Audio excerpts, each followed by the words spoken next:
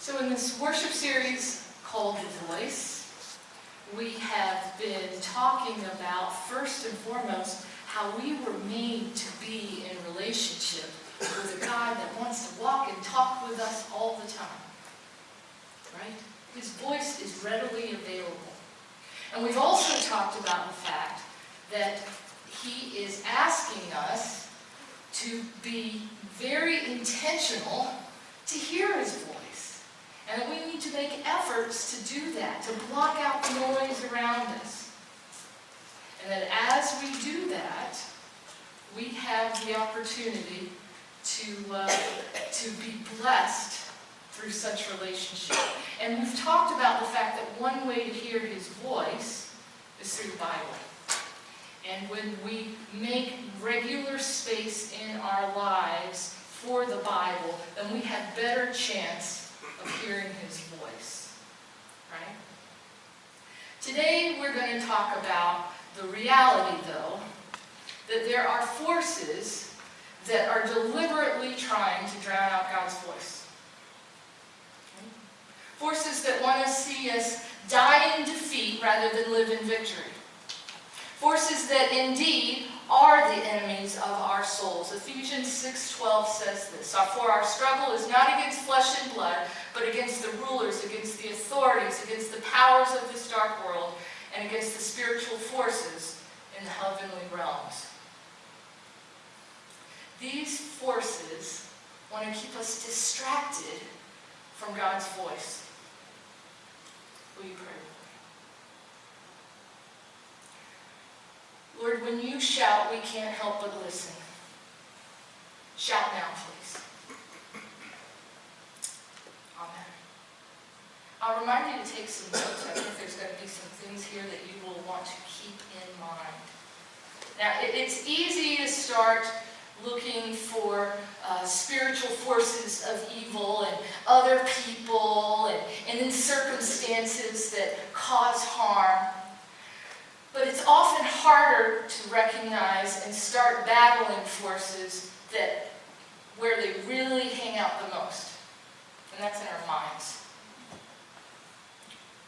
Steve Furtick, in his book, The Chatterbox, right? Crash the Chatterbox, hearing God's voice above all others. That's one that we are including in this series, right?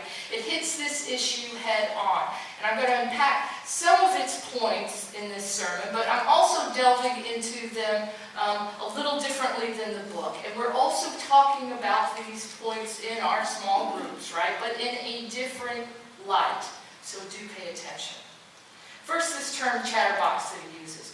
Furtick says chatterbox is his way of representing the lies we believe that actually keep us from accurately and actively hearing God's voice. This chatterbox. And the most predominant lies we hear are of discouragement. Right? The ones that tell us that we're no good, that we're screw-ups, that we're incapable, that we're phonies, we're mistakes, we're beyond help, we're unlovable, on and on and on, right? Lies capitalize on the power of words. We all have had words spoken over us that challenge us to take on their truth instead of God's truth. Negative words, perhaps spoken by a parent, even long ago, right? Or of a spouse, or a teacher, or an employer. And maybe it wasn't their negative accusations as much as it was the lack of words of affirmation that they withheld. They never or seldom encouraged you when they should have. Proverbs 15:4 says this, "The soothing tongue is a tree of life, but a perverse tongue crushes the spirit." Yeah, lies capitalize on the power of words. Now, Jesus tells us that the devil is the father of all lies, right? So yes, let's acknowledge where those lies are coming from. But the biggest problem isn't the lies themselves or the devil himself. The biggest problem is is when we choose to believe the lies. You have to realize that the place you're being sabotaged is from within yourself when you choose to listen to and believe the lies. You sabotage yourself when you believe the enemy.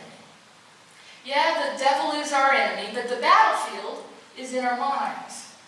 So don't blame Satan for all you come up against, because the enemy cannot do anything to you that you cannot prevent. The key is to start transforming your mind in accordance to the Word and the will of God.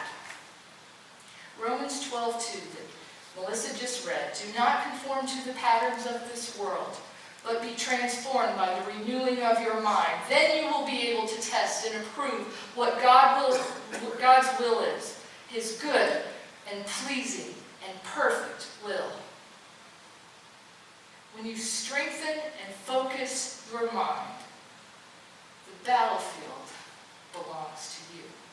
You'll never quiet the chatterbox, Satan, right? You can't do that. You can't take on Satan yourself. You ever hear that before? Don't try to take on Satan yourself. Let God take care of Satan. That isn't your job. That isn't your goal. Your goal is to stop listening to him. Stop listening to, as Steve says, the chatterbox. You know, the chatterbox is going all the time and never quiets itself. It's going even now as I'm preaching to you. You'd think it'd at least leave me alone when I'm standing up here. No, that's when it's the loud. Look, they're bored already. See all the frowns? You can't see the frowns that are looking at their phones, though. That's because you stink at this. Look, even your husband's asleep. Why do you try so hard on these sermons? You put all these hours into it. It doesn't matter. No one appreciates it. No one's going to change their lives because of anything that you say. Look how washed out you look. You're pasty up here today. Right? Your mascara's probably running again, Beth. I guarantee you. Your voice is going to go again. You're probably going to screw up on something with your mic or with the PowerPoint again. You should quit. You should quit. God isn't in this. God never told you to do this. Stop. Just stop. Yeah, it's an internal struggle that plagues us all. Yours may not look like those words, but it's something akin to it. You recognize it. In fact, there are studies that suggest that overwhelmingly, most of our thoughts are negative. Negative about ourselves, negative about other people, negative about our surroundings, everything. Negative. Even the Apostle Paul, one of the greatest thinkers of God and practitioners of the faith, right, spoke about his struggles from within. And when we think about Jesus, right, we can think about his own temptation while he was in the desert. Jesus had been fasting for over 40 days, right? And where the devil made an assault on him was in his mind, taunting him to defy God and his own very purpose as God in the flesh, tempting him to break the fast that he was in the middle of with his own supernatural powers, to test God's goodness and to bow down and worship Satan himself in exchange for worldly gain. Battlefield of the mind. Yeah, our Lord knows firsthand about this battle. Even as he was dying on the cross. Where'd that one go? There it is. Even as he was dying on the cross, in excruciating pain, as he took on the world, the sins of the world, for each of our salvations, again, he was assaulted as Satan taunted through the crowd, saying, if you're the Son of God, come on down from the cross. The battlefield is in the mind. So how do we overcome it? Well, God has given us the ability to choose and believe the dialogue that we respond to. And once we learn how, we can switch from the lies to truth just as fast as switching the channels on the TV or the radio.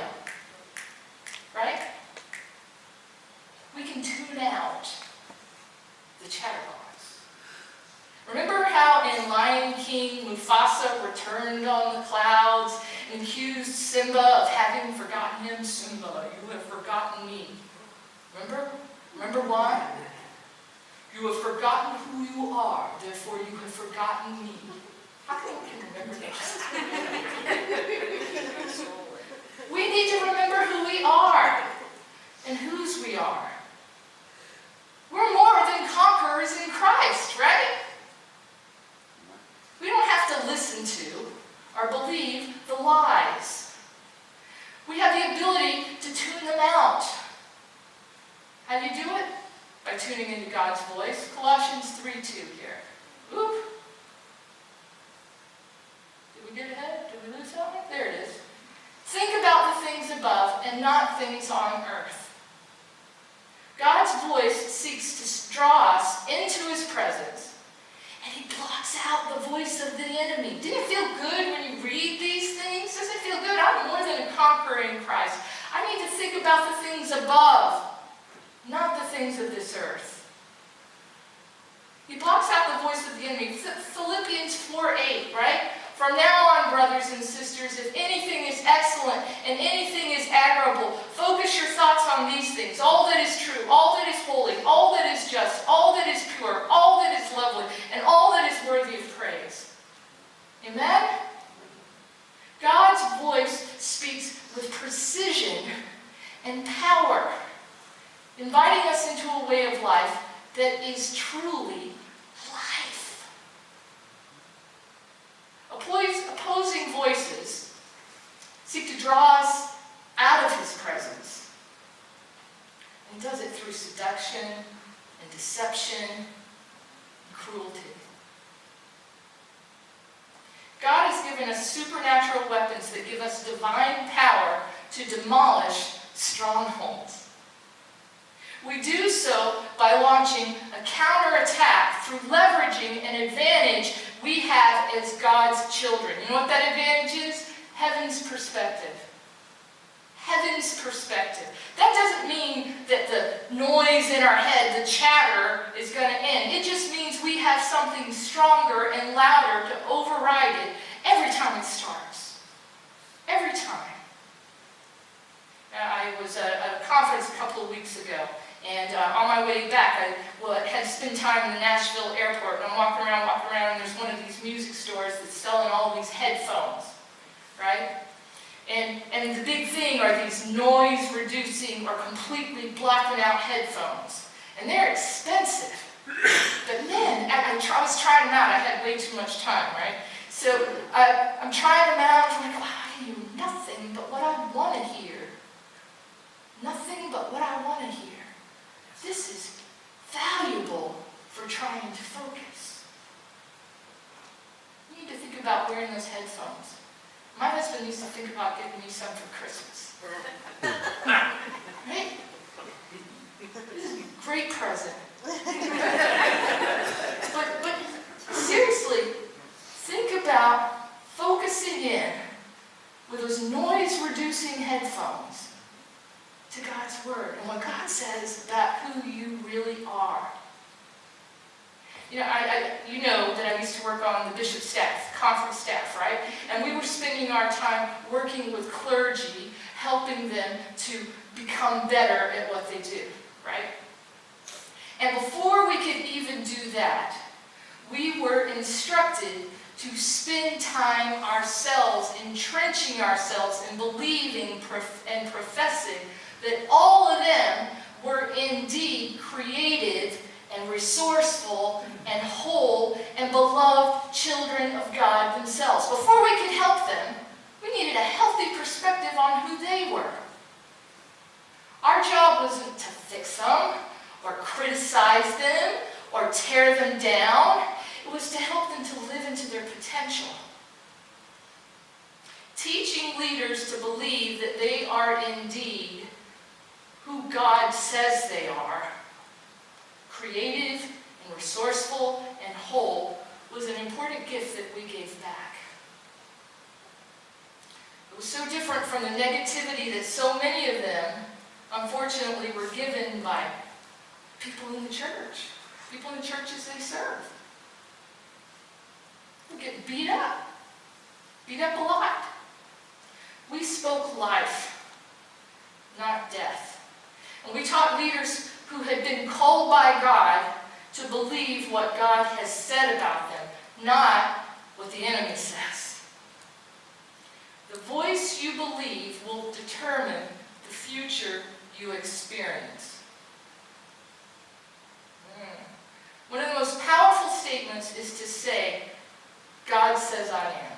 God says I am. You ever go through this drill, all right? Once you've decided to build your assessment on yourself exclusively on God's word, you can block out the enemy by saying things out loud like this every day. I am because God says I am, his masterpiece. I am because he says I am, his workmanship. I am sealed with his promise. I am his redeemed. I am his beloved. We confirm God's calling in our lives when we affirm our identities in him. And we activate our identities when we refuse lies and walk according to the redemptive truth. So next time you are tempted to beat yourself up, try this. I don't like myself very much right now, but I know I'm loved. I don't seem to be gaining much ground in this battle, but I am more than a conqueror. I don't have a lot of confidence in myself right now, but I am strong and courageous. I don't know how to fix this part of my life, but I am healed and whole. I don't know how long I'm going to continue to struggle with this sin, but I am forgiven and free. This confession, God says I am, is the most powerful force we can use to reshape our understanding of who we really are as new creations. Now listen to me on this. Now, don't think that that's where you leave it, though. Just saying these mantras over and over every day isn't like your golden ticket to abundant life. I'm not saying you're supposed to mimic Stuart Smalley on Saturday Night Live. Jordan played that. Remember Stuart Smalley? Remember what he did? You played that one for us, Jordan?